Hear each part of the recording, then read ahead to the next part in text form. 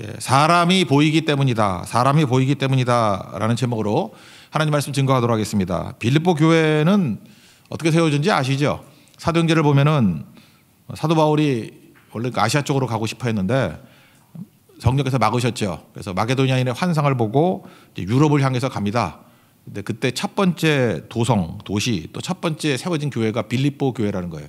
유럽 첫 번째 교회, 빌립보 교회입니다. 멤버들은 일단 뭐 유대인들도 별로 없고 해서 강가에 가서 기도하려고 그러다가 보니까 회당도 없죠. 그때 그 옥감 장수 루디아를 만나지 않습니까? 부잣집 여자였던 것 같아요. 이분이 중심이 되고 또 감옥에 갇히게 되었을 때 그 간수 가족들이 다 믿게 됐죠. 주 예수를 믿으라. 그러면 너와 네 집이 구원 얻게 된다. 16장 31절 그런 말씀을 가지고 세워진 교회입니다. 그러니까 좀 여성적인 교회고 또 첫 번째 교회니까 애정도 갖겠죠. 사도 바울이 되게 고마워하고 좋아했던 것 같아요. 후원도 잘해주고 그래서 빌립보 교회가 좀 친했던 교회 같습니다. 로마 감옥에 갇혔을 때 쓴 편지 중에 하나입니다. 옥중 서신 그러면 4개가 있죠. 에베소 순서대로 에베소, 빌립보, 골로새 그리고 쭉 넘어가서 빌레몬 이게 4개거든요. 그래서 옥중 서신 그러면은 에베소, 빌립보, 골로새 쭉 넘어가서 빌레몬 이렇게 4개라는 것입니다. 근데 주제가 기쁨이거든요. 좀 어색하죠. 감옥에 갇혀 있는 상황에서 기쁘다라는 게 좀 안 맞잖아요. 그렇죠? 좀 이상하지 않습니까? 그런데 어떤 조건에도 관계없이 기뻐할 수 있다. 그래서 항상 기뻐한다. 그런 것들을 보여주는 또 중요한 메시지이기도 한다는 것입니다. 굳이 이렇게 그 주석적으로 본다 그러면 1장에서는 고난으로 얻은 기쁨 그게 주제고요. 2장에 보면은 성김으로 얻은 기쁨, 3장에 보면은 믿음으로 얻은 기쁨, 4장에 보면 나눔으로 얻은 기쁨 뭐 이렇게도 나눌 수 있어요. 그러니까 다 기쁨이에요. 뭐가 시작이 뭐든 간에 마지막은 기쁨으로 끝나는 거 그게 빌립보서다 이렇게 말할 수 있다는 것입니다.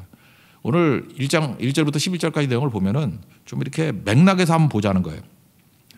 감옥에 있는데도 불구하고 이렇게 항상 기뻐할 수 있었던 이유가 뭐냐?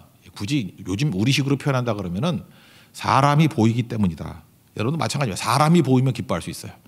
근데 조건이 보이거나 뭐 환경이 보이거나 물질이 보이거나 그러면 있다가도 없고 없다가도 있고 그러는 거 아니에요? 그러니까 업앤다운이 되지만 사람을 향해서 기쁨이 나오기 시작한다 그러면 이건 변함이 없다라는 거예요. 그러니까 오늘 그걸 한번 살펴봤으면 좋겠습니다. 먼저 편지니까 이렇게 발신과 수신이 있지 않습니까? 1장 1절 보니까 누가 쓴 거예요? 바울과 디모데가 썼다. 누가 받는 거죠? 빌립보에 사는 사람들이에요. 모든 성도, 감독들, 집사들. 그런 식으로 한번 보자고요. 바울은요 계속해서 지금 사람이 보이는 거예요. 바울과 디모데라는 사람 이거 받는 것도 그냥 교회라기보다도 뭐 교회가 사람이지만 모든 성도, 감독들, 그 다음에 집사들 사람이 보입니다. 사건이 보이지 않고 사람이 보입니다. 그러면 항상 기뻐할 수 있다는 거예요. 그래서 우리에게도 사람이 보이는 눈을 열어주십시오. 이게 기도가 돼야 된다는 것입니다. 1절 읽겠습니다. 시작. 그리스도 예수의 종 바울과 디모데는 그리스도 예수 안에서 빌립보에 사는 모든 성도와 또한 감독들과 집사들에게 편지하노니. 그리고 2절에 인사를 하는데 인사 내용이 뭐냐? 마음에 초점을 맞추는 거예요. 사람의 초점을 맞추고 또 마음 사람의 마음에 초점을 맞추는 거죠. 그러니까 사람과 마음 뭐 같은 얘기겠죠. 합치면은 사람의 마음 거기에 초점을 두고 있는 거죠. 잠언 4장 23절 보니까 지킬 만한 것 중에 마음 지키라 그러잖아요. 마음이 제일 중요하다고. 생명의 근원이 거기서 난다고.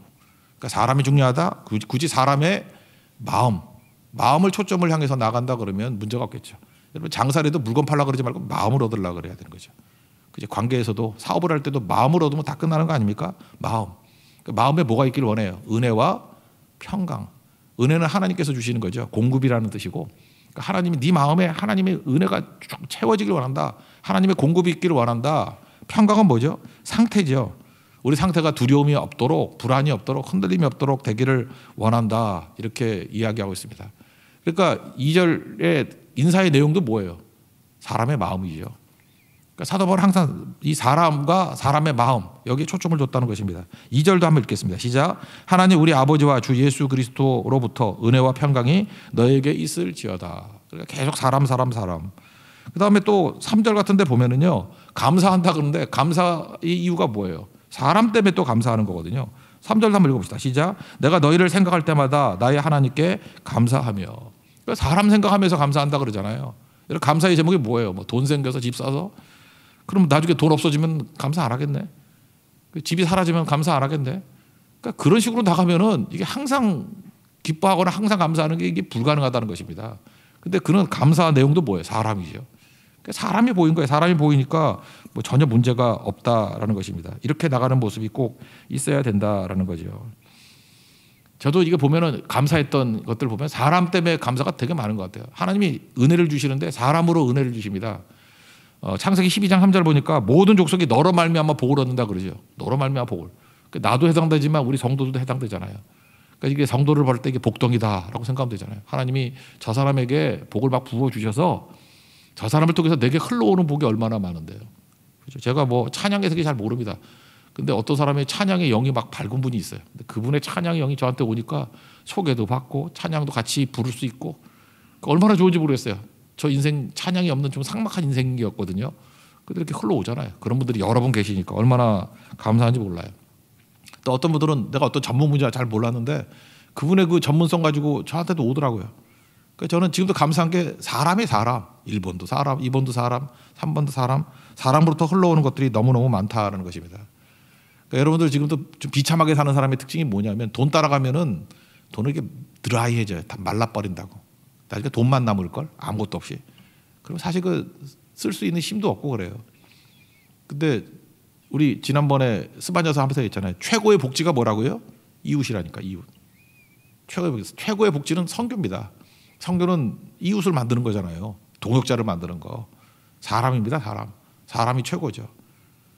우리 그 현 정부 처음 시작할 때 사람이 먼저입니다. 그런데 그거 원래 있잖아요. 그거 뿌리를 찾아보면 주석이 빌립보서 1장 주석에서 베꼈다는 소리가 있어. 그죠? 거기 믿는 분이 계셔서 제가 누군지 얘기는 안 할게요. 그죠? 어떤 분이 계시는데 이게 빌립보서 1장의 핵심이라고요. 사람이 먼저예요. 사람이 최우선이다.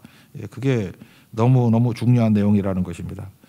로마서 16장에 보면 사도 바울이 로마서 다 기록하고 난 다음에 목록도 쭉 얘기하잖아요. 나와 함께 일했던 사람들. 나한테는 사람이 기쁨이었고 사람이 감사였고 사람 때문에 내가 얼마나 많은 것들을 얻었는지 모른다. 뭐 이런 말씀을 하고 있다라는 것입니다. 특별히 선교하십시오. 선교하면은 이웃이 만들어질 뿐만 아니라 선교할 때 동역자들이 생기잖아요. 동역자들. 그 동역자들이 나에게 크나큰 힘이 된다. 일하면서. 그러니까 오늘 성경이 말할 때는 뭐냐면은 복음을 위한 일에 참여하는 사람이 나에게 진짜 사람으로서의 축복으로 다가온다. 그런 얘기를 하고 있습니다. 3절부터 5절까지 다시 한번 읽겠습니다. 3절부터 5절까지 시작. 내가 너희를 생각할 때마다 나의 하나님께 감사하며 간구할 때마다 너희 무리를 위하여 기쁨으로 항상 간구함은 너희가 첫날부터 이제까지 복음을 위한 일에 참여하고 있기 때문이라. 그러니까 여러분 최고의 사실은 그 축복으로서의 사람은 복음에 참여하고 있는 사람들이 축복의 사람이라는 것입니다. 조금 전에 내 안에 있는 한계를 뛰어넘는다라는 찬양을 불렀죠. 여기 보니까 예수님을 믿으면요, 일단 내 한계를 뛰어넘게 돼 있어요. 피리스 브룩스 얘기같이 예수님 모를 때는 나 안에 묶여 있거든요. 이렇게 코끼리 어렸을 때 묶어놓으면 못 벗어난다 그러잖아. 끈 거 얼마든지 끊을 수 있는데, 그러니까 한계를 못 벗어나요. 그러니까 내 능력만 쳐다보고 능력에 맞는 일만 해. 그러니까 능력이니까 능력보다 작은 일 하겠지. 그러니까 능력을 바라보니까 내 능력을 바라보고 하니까 작은 걸 보겠죠. 근데 일을 바라보고 하나님의 일이 날 쳐다보지 않아요. 하나님의 주신 일, 사명 바라보고 있으면은 능력을 주실 거니까 능력 구하면 되죠. 일에만 능력을 구하라. 그러니까 한계를 뛰어넘는 인생이 되겠죠.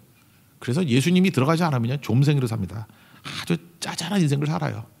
그 뭐 많은 걸 가졌는데도 불구하고 저 많은 은사를 받아놓고 왜 저러고 사나 그런 생각이 들거든요. 근데 아무것도 없는 사람들도요, 예수님 만나러 오면 어마어마한 얘기를 해요. 그죠? 막 뛰어넘는 얘기, 어떤 뭐 세상을 움직이는 얘기를 한다고요. 왜? 능력 하나님이 주실 거니까. 그게 1차적인 거고요. 또 하나는 뭐냐 하면 우리 작심삼일이잖아요. 용두삼이 아니에요. 시작할 때는 뭐 의욕 같고, 그래서 저것이 자기 뜻에서 나왔냐 그러면 오래 못 가요. 성도들 가운데도 막 큰 소리 치는 사람이 있잖아요. 뭐 내가 뭐 우리 교인의 반을 전도하겠다 뭐 이러고, 그죠? 뼈를 묻겠다 그러고, 요즘엔 묻을 데도 없어요. 근데 그런 얘기들 많이 하잖아요. 그죠? 근데 자기 안에서 나오면은 이게 못 간다고요. 근데 예수님께서 함께 하신다 그러면 이거 다 이루겠습니다. 그러면 주님께서 함께 하면 끝까지 가요. 아프리카 속담이 있다면서요. 빨리 가려면 혼자 가고 멀리 가려면 함께 가라고. 근데 끝장 볼 때까지 가려 그러면 예수님과 함께 가야 돼요. 그래서 그 안에 예수님이 계신 분들은 이제 끝까지 가요. 이렇게 팬데믹 상하게 되잖아요. 그럼 성도들이 중간에 나가 떨어지는 성도들이 있죠. 잘 보면 진짜 믿음이 아니었던 사람, 이렇게 인간관계 좋아하고 뭐 사람들 칭찬 좋아하고 이렇게 어울리는 거 좋아하고 그러니까 인본주의적인 사람들은 오래 못 가요. 그 미천 다 드러나. 근데 이게 겉으로 볼 때는 뭐 이렇게 외향적이지도 않고 이렇게 내성적인 것 같이 보이는데 그 안에 예수님이 있어요. 믿음이 있으면은 묘하더라고요. 다 사라져도 그 사람은 남아 있어요. 끝까지 믿음, 순교의 자리까지 가더라고. 끝까지 가는 힘은요 예수님 안에 있다고. 그래서 오늘 본문 말씀이 얘기하는 게 뭐예요? 끝까지 가는 건 예수입니다. 끝까지 가는 건. 그 6절 한번 읽겠습니다. 6절 시작. 다 같이 읽겠습니다. 시작. 너희 안에서 착한 일을 시작하신 이가 그리스도 예수의 날까지 이르실 줄을 우리는 확신하노라. 그 사람이죠. 사람이 끝까지 가는 사람 만들려고 그러면 그 안에 예수님 들어가지 않고는 끝까지 못 간다는 거예요. 우리 보통 이렇게 기도할 때 기독교 명문 가정이 되게 해 주십시오 이렇게 기도하죠. 기독교 명문 가정이 된다는 게 뭐예요? 그 자손이 뒤로 갈 때마다 더 하나님 앞에 쓰임 받는 가정이 된다 그런 얘기죠. 축복 중에 축복 아닙니까? 한번 생각해 보세요. 저는 이런 생각을 해봤어요. 그 우리 너무 성경이 옛날 얘기니까 야곱의 70명의 가족이 요셉 때문에 이제 내려가자 애굽에. 그리고 성경에는 400년이라고 말하는데 정확히 430년이에요. 그러니까 400여 년 정도. 400년 정도 지나고 난 다음에 200만 정도가 나왔다 그러잖아요. 장정이 60만이니까 200만 정도가 나왔다 그러잖아요. 아니 어떻게 70명이 400년 동안에 어떻게 200만이 나옵니까? 그러는데 내가 볼 때 그거는 축복도 아닌 것 같아. 미국에 제가 기록을 한번 찾아봤어요. 찾아봤더니 그 청교도들이 있죠. 그 메이플라워 타고 102명 간 거. 이 사람들이 원래 네덜란드로 갔잖아요. 네덜란드 갔더니 너무 자유분방한 거야. 그래서 여기서는 우리 자녀들 키울 수가 없다. 예배 때문에 갔는데 그래서 네덜란드 갔다가 다시 배 타고 가는 거예요. 미국으로. 아무도 안 사는데. 그죠? 미국으로 갔다고. 102명이 메이플라워 타고. 근데 첫 해 그게 1620년이잖아요. 12월 21일. 그러니까 겨울에 도착했다고. 그러니까 뭐 한 해 지나기 전에 반 죽었어요. 반. 50명 살았나 52명 살았나 하여튼 50명 죽고 둘 중에 하나예요. 50명이 죽고 52명이 살았던지 52명이 살고 50명이 죽었던지 둘 중에 하나인데 하여튼 반이 죽었어. 반이. 그러고 난 다음에 그들이 붙들었던 게 뭡니까? 오직 예배. 그냥 예수 붙들고 사는 거. 그랬는데 제가 이렇게 조사를 쫙 보니까요. 지금 이 청교도대 후예가 미국에서 몇 명이냐 하면 3,500만 명이에요. 그러니까 진짜 많은 거죠. 1620년이니까 빼보세요. 2022년 잘 빼보세요. 402년이에요 지금. 딱 미국 402년 됐거든. 400년 정도 됐다고요. 그러면 딱 그 야곱의 자손들이 애국 갔다 나오는 그 정도 시간이잖아요. 근데 미국 사람 전체 다 말고 그 안에 있는 그 청교도 후손들을 보니까 3,500만이 돼 있대요 그들이. 근데 그들이 뭐 어마어마한 인물들이 나오죠. 거기 목록 제가 한 200개쯤 있는데 그 대충 보니까 제가 아는 사람만 뽑아서 존 아담스 미국 2대 대통령 조지 워싱턴 다음에 대통령 된 사람.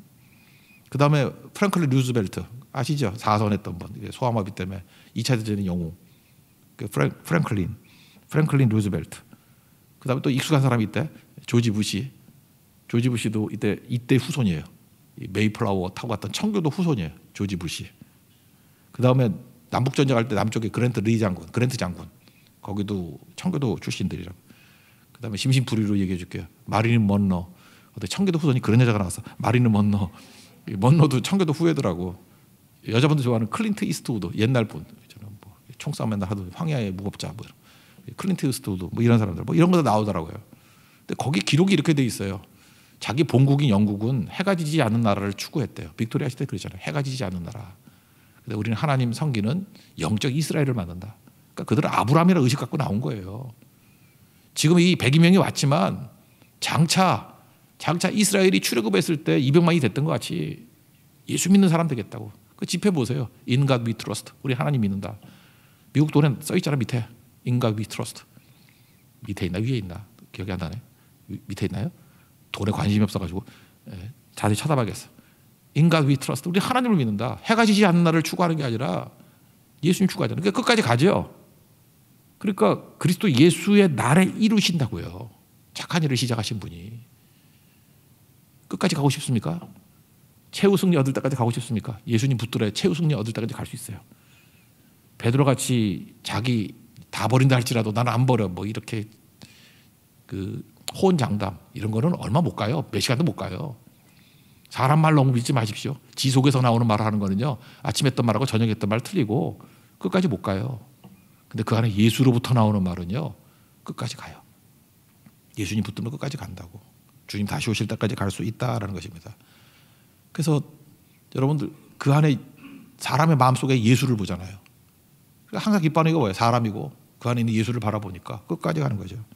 그리고 사도 바울은 또 자기 마음도 얘기해요. 내가 그리스도의 심장 가지고 너희 사랑한다.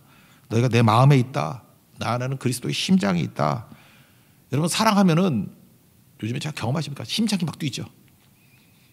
제가 보니까 그 거짓말 탐지기 원리가 뭔가 했더니 그 심장 뛰는 거예요. 근데 그 심장 뛰는 걸 왜 거짓말할 때 그 연계시키나? 이 사람이 거짓말해도 막 뛴대 이게. 여기 있나? 거짓말하면 막 뛴대. 근데 사랑해도 뛴대요. 그래서 뭐 그러잖아요. 사랑하면 막 심장이 막 가슴이 쿵쾅쿵쾅 한다고. 느끼는 사람은 없겠지만 다시 열정이 식어가지고 진짜 사랑하면 막 쿵쾅쿵쾅 뛴대요. 쿵쾅쿵쾅. 로미오와 줄리엣 이런 것들 보면. 그러니까 사도 바울이 그러잖아요. 내가 너희들 바라볼 때마다 예수의 심장 가지고 쿵쾅쿵쾅 뛰면서 간다. 그런 얘기죠. 심장은 진실입니다. 그래서 항상 심장 얘기할 땐 진실이에요. 표정으로도 속일 수 있고 입술로도 속일 수 있지만 심장은 못 속인대요. 탐지기 하는 거예요. 진실 탐지기죠. 진짜 사랑하면 심장이 뛴답니다. 그래서 사도 바울이 예수님의 심장 가지고 사랑한다 이런 표현을 쓰고 있습니다. 예수님의 심장으로. 내가 너를 얼마나 사랑하는지 아냐? 예수님의 심장으로. 예수님 심장 그러니까 그 의사 중에 목사님 되신 분이 마틴 로이드 존스라고 계시거든요. 영국 분 뭐 유명한 분인데 그분의 그 주석 가운데 저는 이해가 안 되더라고요. 이게 성경에 옆구리를 찔렀다 그러는데 그분은 그렇게 생각하더라고요. 정확히 말하면 옆구리를 찔러서 심장이 찔렸대. 이렇게 밑에서부터 십자가 이렇게 꼭대기 있잖아요. 그 밑에 있는 로마 군병이 옆구리를 푹 찔러가지고 배를 통과해가지고 심장이 팍 찔렸대. 그래야 물과 피가 나온대요. 그게 뭐냐? 심장 파열이 되기 때문에. 심장 파열이 되면 이렇게 풍선 같은 게 터지면 뭐가 팍 터지듯이 피가 흘러나오고 물이 흘러나오고 그렇게 묘사해요. 나는 의사가 아니니까 잘 모르겠지. 그러니까 풍선같이 터져버리는 거래요. 왜? 예수님 십자가에 오래 있으면 안 되니까 안식일 되니까 빨리 죽게 만들려고. 그러면 즉사래요. 즉사. 이게 배로부터 팍 올라가서. 그러니까 예수님의 심장이 터지듯이 우리를 사랑하는 거예요. 십자가를 그렇게 묘사했거든요. 바울이 그 얘기를 하는 거예요. 심장이 터지듯이. 근데 갑자기 노래가 생각났어. 추노라는 거 있었잖아요 옛날에. 그만할까 이거. 갑자기 추노가 생각나더라고. 추노가 그죠? 뭐 심장 더 얘기 안 할게요. 거기 있잖아요. 뭐 낙인이라는 낙인 맞나? 낙인 임재범이 불렀던 거. 자꾸 그게 이게 생각나더라고. 예수님 생각나야 되는데 그 노래가 생각나면서 예수님 생각났어요. 가슴에 대인 것처럼 그죠? 눈물에 베인 것처럼 하면서 예수님 마음 아니에요. 터져 나오듯이. 사도 바울이 그런 말을 하고 있습니다. 사도 바울이 항상 기뻐했던 일이 뭐예요? 사람이 보이기 때문에 마음을 다했기 때문에 그 얘기죠. 여러분 사람이 보이고 마음이 움직이는 인생 되기를 바랍니다. 7절 8절 읽겠습니다. 시작. 내가 너희 무리를 위하여 이와 같이 생각하는 것이 마땅하니 이는 너희가 내 마음에 있음이요 나의 매임과 복음을 변명함과 확정함에 너희가 다 나와 함께 은혜에 참여한 자가 됨이라. 내가 예수 그리스도의 심장으로 너희 무리를 얼마나 사모하는지 하나님이 내 증인이시니라. 우리도 진짜 중요한 게 뭐냐면 사람이 보이면 인생 끝납니다. 사람이 보면 절대로 고갈되지 않은 기쁨 가운데 처하게 될 것이고 거기서 공급받게 될 것이고 거기서 생명을 얻게 될 것입니다. 우리 사람이 보여서 우리 주변의 영적 생태계를 다 살릴 수 있는 하나님의 종 되기를 바랍니다. 사람이 목록에 있고 내 마음에 있는 하나님의 종 되기를 바랍니다. 이거 오늘 전체적인 내용이고 그 다음에 하나 이제 중요한 거 소개하는데 이제 9절, 10절, 11절인데 이렇게 기도하라예요. 우리 기도도 잘 모를 때 좋은 기도의 모델을 하나 붙들고 이렇게 기도하면 되게 좋겠죠. 그래서 에베소서를 이거 다 외우라 그러면은 뭐 이렇게 머리가 좋으신 분들이나 이런 분들은 그 외우겠지만 그죠? 근데 그렇지 않은 사람 잘 못 외우잖아요. 그럴 때는 오늘 하루에 요 기도 모델을 한번 외워보세요. 9절, 10절, 11절. 예수님도 주기도만 가르쳐 주셨죠. 주기도 순서로 기도하면은 기도가 잘 돼요. 주기도는 하나님 하늘에 계신 우리 아버지 이름 부르고 하나님 아버지를 부른 거죠. 주기도에서 우리가 보여주는 게 뭐죠? 하나님은 아버지라고 불러야 된다는 걸 보여주고 있어요. 그러니까 여러분 명칭이 되게 중요한 거예요. 예수님을 부를 때는 이렇게 불러요. 주 예수. 주 예수를 불러야 돼요. 예수님 주님이에요. 주 예수. 주인 되십니다. 그러면 모든 게 다 해석이 돼요. 하나님은 아버지예요. 하나님 아버지. 그러니까 우린 자녀죠. 성령은 누구예요? 보혜사. 파라크레토스. 우리 옆에서 도와주시는 분. 동행하시는 분. 그래서 칭호할 때 그냥 성부, 성자, 성령 그러지 말고 주 예수, 아버지 하나님, 보혜사 성령. 이 세 가지가 되게 중요해요. 나중에 시간 되면 설명해 드릴게요. 이 세 가지. 그래서 그냥 부르지 말고 주 예수, 아버지 하나님, 보혜사 성령 이러면은 이 삼위일체 하나님이 어떻게 내게 은혜 주시고 능력 주시는지를 명확히 알 수 있어요. 흔들리지 않는 거거든요. 그래서 일단 하늘에 계신 우리 아버지 가르쳐줬죠. 그다음에 하나님을 향해서 세 가지죠. 이름과 나라와 뜻. 물론 주기도문 관계가 아니니까 하나님에 대해서 그죠? 이름이 높임 받고 나라가 임하고 뜻이 이루어지게. 하나님 나라, 이 교회, 이 하나님의 천국의 역사 이런 것들에서 이걸 구해야 된다는 거예요. 그죠? 이름과 나라와 뜻. 그 다음에 우리 자신을 위해서 필요한 게 뭐냐면 일단 양식, 일용할 양식. 그 다음에 용서가 필요해요. 항상 용서, 이 관계죠. 내가 용서했던 것 같이 날 용서해 주세요. 이거 날 위해서 꼭 기도한 거예요. 그리고 뭐죠? 시험에 들지 말고 악에서 건져달라고. 영적인 거죠. 그러니까 영육 관계. 그러니까 나에 의해서 되게 중요한 거죠. 그래서 주기도문대로 이렇게 기도하면은 오늘도 기도가 뭐 나는 뭘 기도해야 할지 잘 모르겠어요. 그러면 주기도문 순서대로 기도하세요. 하늘에 계신 아버지 부르고 그다음에 나라, 이름, 나라, 뜻. 그다음에 일용할 양식, 물질적인 거 구하고 그다음에 관계, 용서 구하고 그다음에 시험과 악에서 건져달라고. 그 기도예요.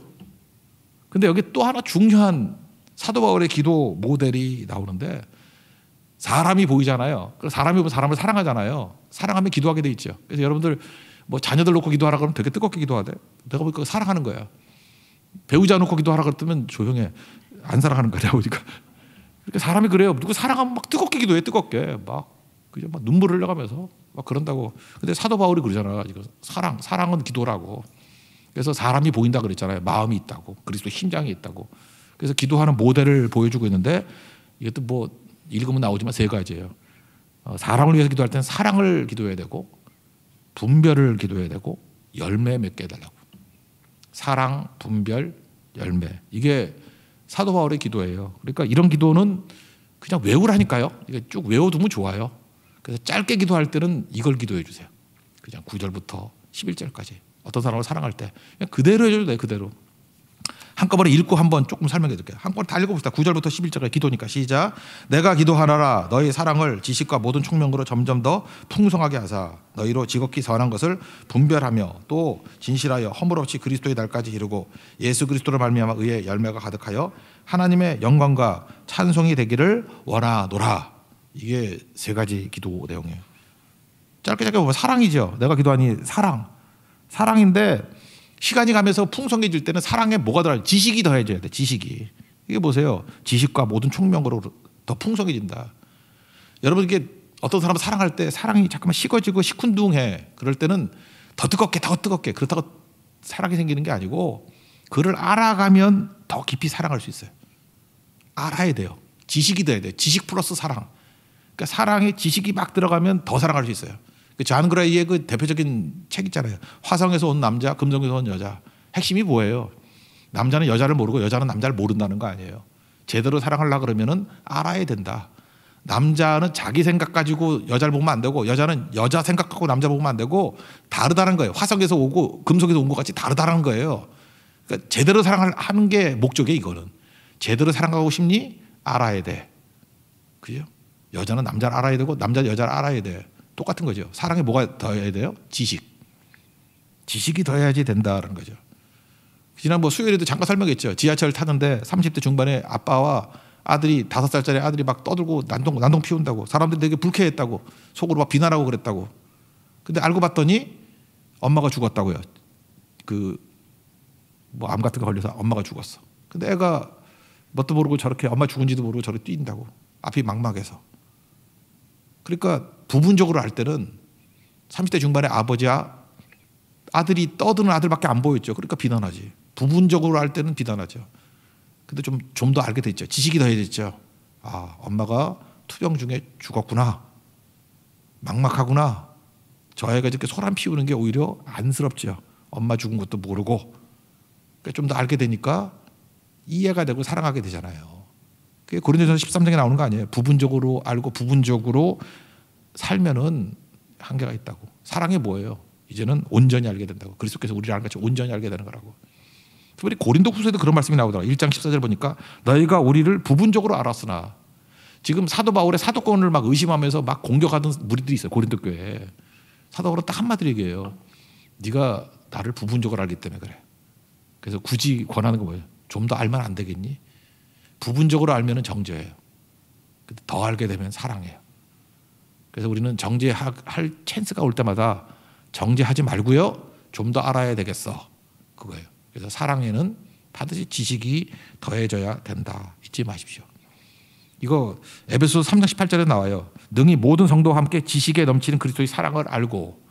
사랑을 어떻게 알아요? 지식에 넘치는, 지식이 더해져야 사랑이 온전해진다. 뭐 요 정도.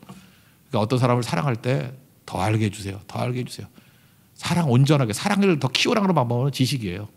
그 사람에 대해서 더 알아가는 거예요. 예수님 사랑한다 그러면 예수님 더 알아가는 거예요. 예수님 사랑하면 말씀 앞에 나오게 돼 있어요. 예수도 알기 원하면 찬송도 있잖아요. 그죠? 예수님은 더 사랑하기 때문에 더 알기를 원하는 거예요. 사랑하면요, 그 사람이 뭘 좋아하는지, 뭘 먹는지, 어디를 가는지 알고 싶어요. 자꾸만 어디 있는지. 관심 없으면 그 사랑이 만들면 무관심이라고 그러잖아요. 알고 싶지 않아요. 그럼 사랑 아니에요, 그거. 또 하나는 분별인데, 분별은 1순위예요, 1순위. 프라이어리티. 1순위가 뭔가? 그러니까 1순위를 제대로 알아야 돼. 우선순위를 제대로 알아야 된다는 것입니다.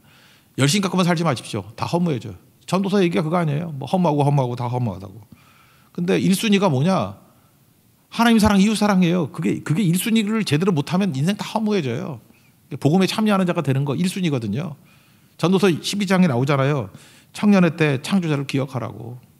공고한 날 이르기 전에 아무 낙이 없다라고 하는 날이 곧 오는데 그 전에 빨리빨리 하라고. 이게 무슨 얘기예요? 너 허무해진다는 거죠. 나 왕이야, 왕. 솔로몬 왕인데 왕으로 살았는데도 허무하더라. 1순위 추구 안 하면 별짓 다 해봐라. 허무하고 헛된 인생 산다는 거야. 1순위 붙들어야 돼. 그게 분별이에요. 그래서 누굴 기도할 때 하나님 1순위가 뭔지를 보는 눈을 주십시오. 그게 분별력이에요. 지식에 대한 사랑 주십시오. 1순위를 보는 분별력 주십시오. 그죠? 그 다음에 세 번째 내용이 뭐예요? 열매죠. 예수 옷자락 붙들어야, 성령 붙들어야 열매 맺어요. 성령이 열매 맺어요. 내가 맺는 거 아니에요. 성령께서 맺는 거지. 그 열매를 맺자 이렇게 노력하는 거 아니에요. 그냥 예수님께 붙어 있으면 열매 맺는 거고, 내 안에 성령께서 내주하고 계시면, 보혜사 성령이 내주하고 계시면은 열매는 거두게 돼 있다. 그러면은 더러운 게 뭔지 아십니까? 이것저것 기웃거리는 게 더러운 거야. 아이, 더러운 인생. 이거 뭐예요? 뭔지 알아요? 목표가 없기 때문에 그래요. 이거 했다 저거 했다. 그럼 인생 더러워져요. 깨끗하다는 게 뭔지 아십니까? 이게 성하다고 똑같은 건데 싱글 포커스예요. 예수님이 딱 보이고 목표가 보이면 깨끗해지는 거예요. 나무도 그거 아니에요. 나무를 깨끗하게 한다. 그 전지 작업 아니에요.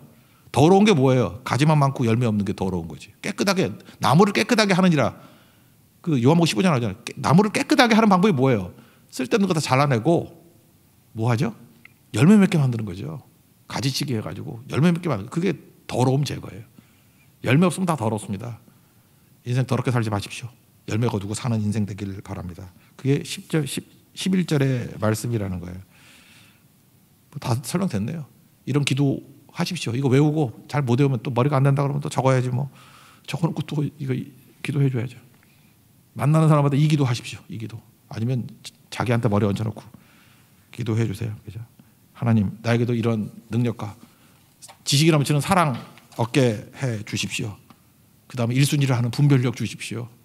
그 다음에 의의 열매 맺게 해 주십시오.